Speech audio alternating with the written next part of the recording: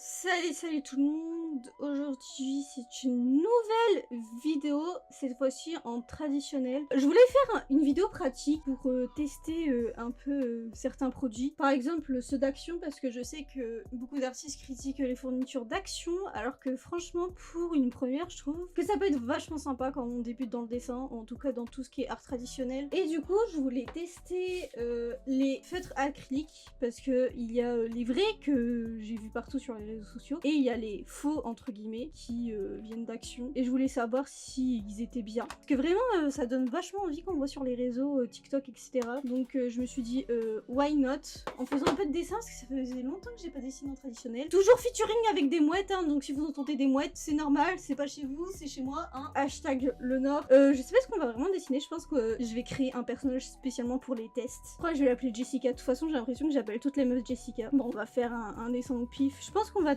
tester plusieurs trucs. Et aussi comme ça on pourrait un peu parler des fournitures pour les dessins traditionnels. Je trouve que c'est important d'en parler parce que je trouve qu'il y a beaucoup d'hypocrisie dans ce milieu. Il y en a qui disent qu'on n'est pas un vrai artiste si on utilise des produits d'Action. Je trouve ça un peu con. Mais surtout pour un début, enfin c'est bon, on s'en fiche d'où proviennent les produits, on s'en fout qu'on utilise des feutres d'alcool d'Action. J'utilise encore des feutres d'alcool d'Action, même si j'ai envie de passer au Copic, c'est assez cher et qu'on n'a pas les moyens, on se contente du peu qu'on a, j'ai envie de dire. Je suis un peu d'accord avec les artistes qui disent que si on veut se transformer en tant qu'artiste professionnel, il faut mettre du budget dans les fournitures. Ça, je suis totalement d'accord. Parce que c'est vrai que les dessins, bah ça vieillit dans le temps forcément, et si on utilise des mauvais produits, mais je pense que ça c'est plutôt dans tout ce qui est peinture que dans tout ce qui est feutre à alcool, parce que je garde beaucoup de dessins. Si vous voulez, même je peux faire une vidéo où on voit mon évolution. Bon, après mon évolution elle est pas incroyable non plus, mais j'ai beaucoup gardé mes dessins traditionnels, et j'utilisais toujours des feutres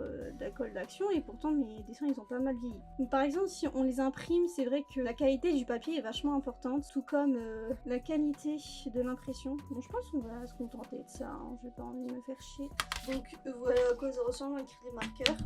Bon, avant de tenter sur Jessica, la pauvre, on va faire des petits crash tests sur une feuille, toujours pour à peu près voir si les couleurs correspondent aux marqueurs.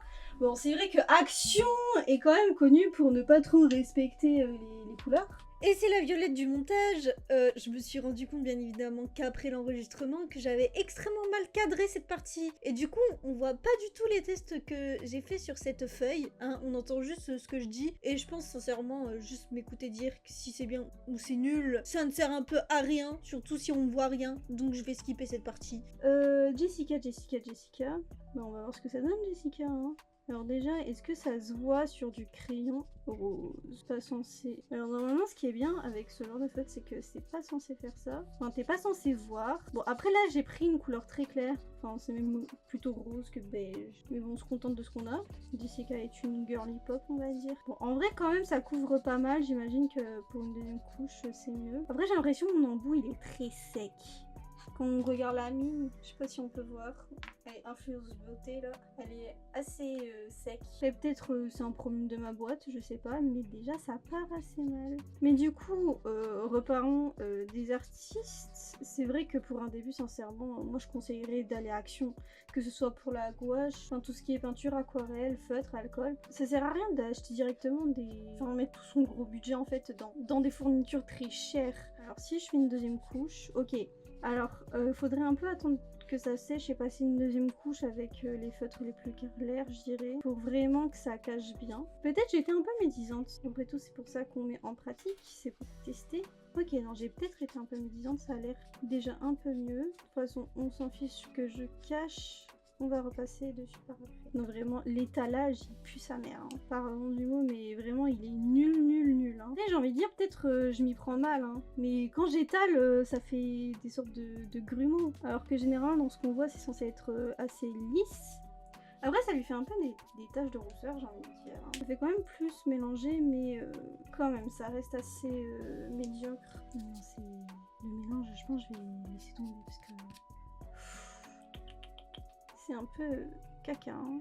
Sinon, pour revenir au sujet, je trouve que du coup, le problème des artistes qui disent qu'il faut impérativement utiliser des fournitures chères, c'est généralement des artistes qui ont bien réussi et qui vivent un peu de leur art. Au point qu'il y ait des marques qui envoient directement des fournitures gratuitement et qui du coup n'ont même plus besoin de payer, alors qu'il y en a d'autres qui galèrent à en acheter alors qu'ils ont besoin de faire du contenu sur les réseaux mais n'ont pas les moyens et donc vont à Action. Et c'est pas pour autant que ça fait d'eux de moins bons artistes ou de mauvais artistes.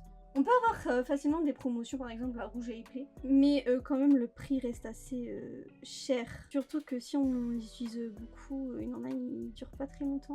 Après, il y a quand même maintenant des produits qui durent un peu plus dans le temps, mais je me souviens que quand j'avais commencé le dessin, c'était très compliqué quoi. Et moi, je vous conseillerais de commencer par Action. Après, c'est vrai que si, comme je l'ai dit, vous voulez vraiment vous laisser dans tout ce qui est professionnel, sincèrement, mettez du budget dans vos fournitures. Parce que c'est vrai qu'on va pas se le cacher, un dessin avec des feutres à action et un dessin avec des feutres copiques, ça n'a rien à voir, hein, sincèrement.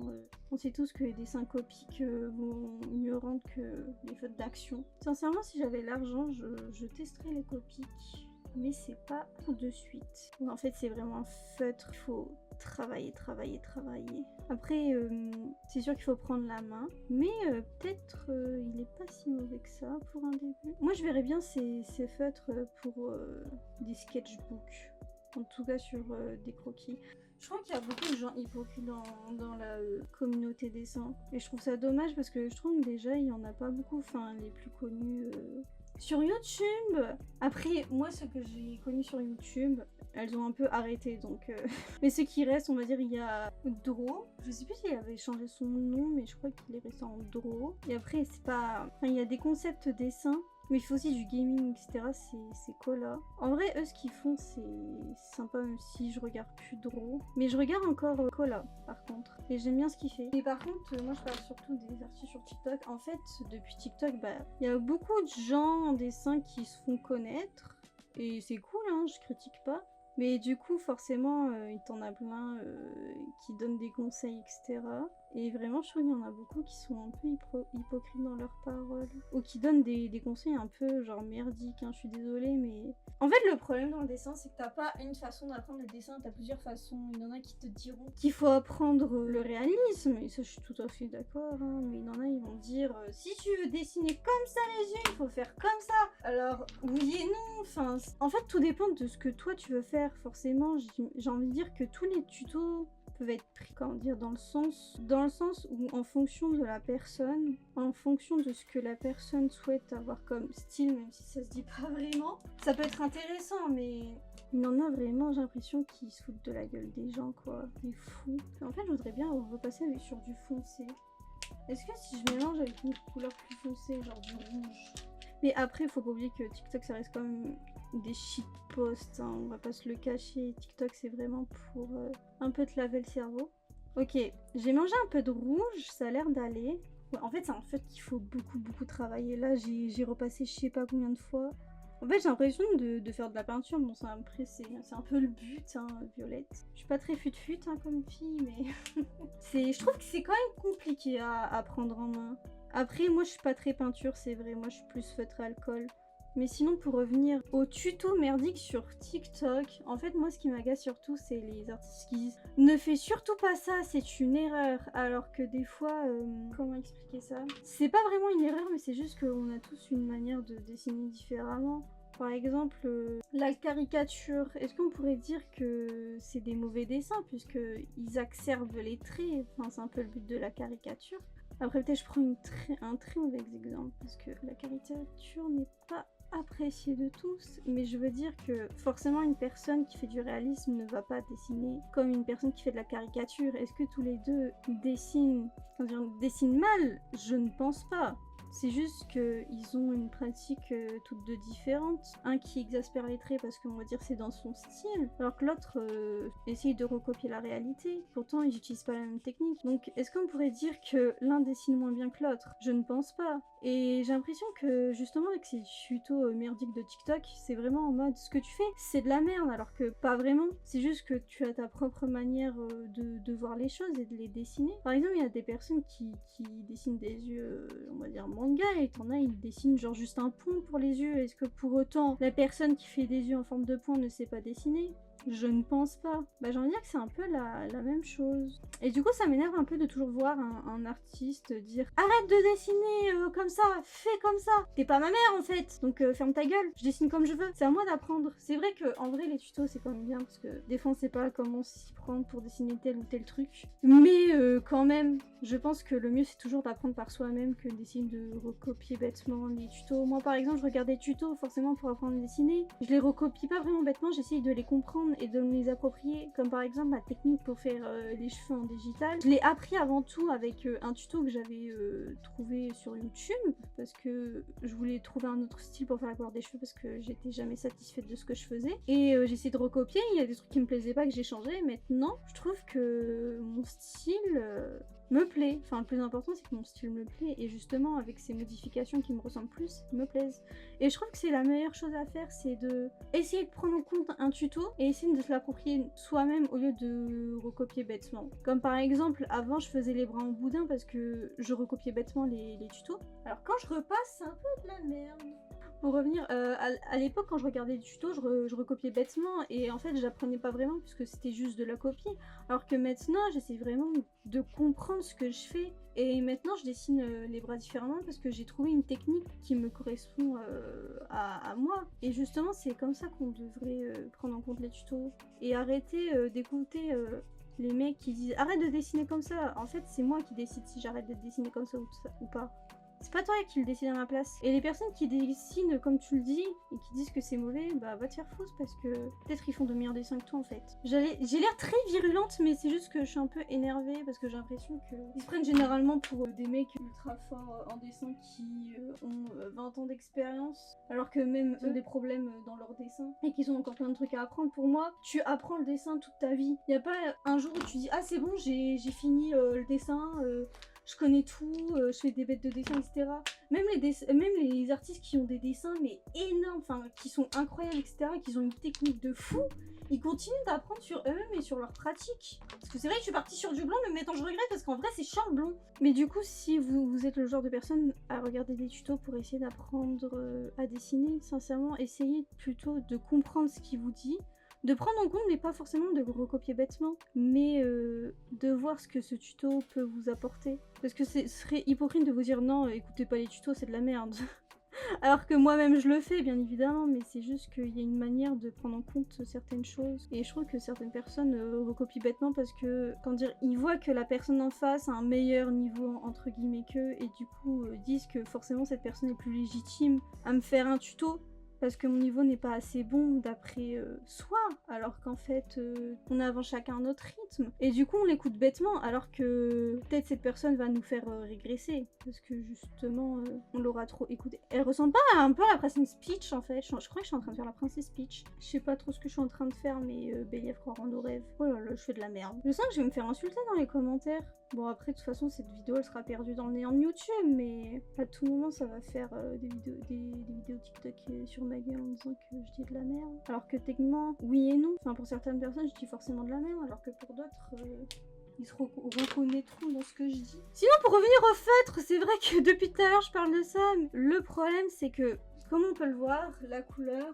Dans les originaux, quand on refait la couleur, c'est exactement la même, alors que là, quand on peut voir, quand je repasse sur la couleur plus claire, ça change de couleur mon feutre. Alors qu'on voit bien que la couleur de base, c'est le foncé là, alors que là, ça le rend plus clair. Vous voyez ce que je veux dire? Et du coup, à chaque fois, tu découvres une nouvelle couleur dans ton dessin.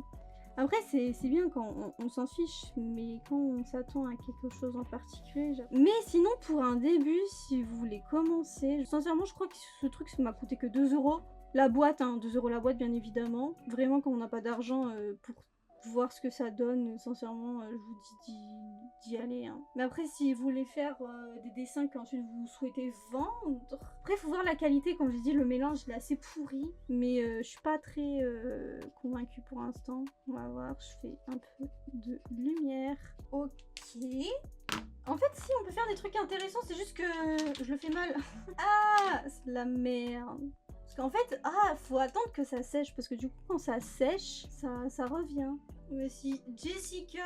Alors, déjà, ce qui est bien, c'est qu'on voit plus mes traits de crème couleur. Ça, c'est un avantage, surtout si vous voulez pas le voir. Bon, je vais pas vous montrer ça, mais plutôt en accéléré parce que j'ai fait un autre test pour encore les tester pour savoir si c'est moi qui ai mal fait ou pas. Et c'est vraiment parti en cacahuète car tout simplement le feutre a fait un trou dans ma feuille en fait. Du coup, si je vous conseille d'utiliser ces feutres, ce serait au moins avec un papier de 300 grammes parce que la première fois que je l'avais testé, c'était avec un papier de 300 grammes. Là, je l'ai testé avec un vieux carnet d'action et comme on peut le voir, c'est un peu catastrophique. Bon, le lendemain, j'ai voulu retester car tout simplement, je me suis dit que c'était peut-être moi le problème. Donc j'ai voulu retenter une dernière fois et cette fois-ci j'ai décidé de mélanger avec de l'eau, ce qui était une très mauvaise idée. Oui, ça se mélange mais ça se voit tellement pas des feutres à eau, alors tout le monde disait qu'on pouvait le mélanger avec de l'eau, alors qu'en fait c'est complètement stupide, mais je me suis rendu compte qu'après en allant faire mes recherches sur les réseaux sociaux. Voilà, c'est super. Sur ce, je vous laisse sur cette belle image de pomme bien dégueulasse, hein. Vraiment j'y crois plus en ces feutres, je les trouve horribles. Franchement elles sont nulles, les achetez pas sincèrement. Bon, avant de finir cette vidéo, petit topo, ces feutres sont pas chers, donc pour un petit sketchbook et pour une couleur ça pourrait être sympa, mais sincèrement elles sont vraiment nulles, la qualité elle est déplorable. En plus j'ai l'impression que j'ai déjà utilisé tous les feutres alors que j'ai fait que 3 dessins avec. Non, franchement je vous les déconseille. Bon, sur ce,